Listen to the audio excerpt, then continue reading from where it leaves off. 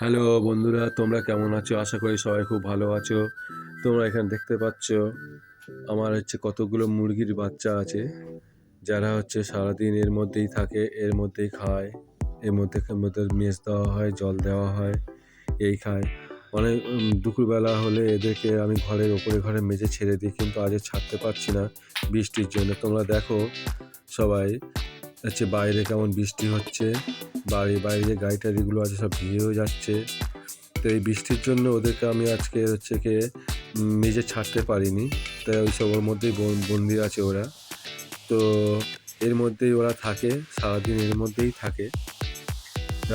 রাত্রেবেলা হলে আবার আমি ওদেরকে তুলে নিই, তুলে আমার ঘরের মধ্যেই রেখে দিই ভালো করে চাপা চোপা দিই শীতকালে, না হলে ওরা ঠান্ডায় মরে যেতে পারে। তো এই জন্য আমি ওদেরকে প্রতিদিন রাত্রিবেলা তুলে নিই, ঘরের মধ্যে ভালো করে চাপা চোপা দিয়ে রাখি যাতে ঠান্ডা না লাগে। তোমরা দেখতেই পাচ্ছ বৃষ্টির জন্য আমি ওদেরকে ঘরের মধ্যে মেঝের মধ্যে ছাড়তে পারিনি।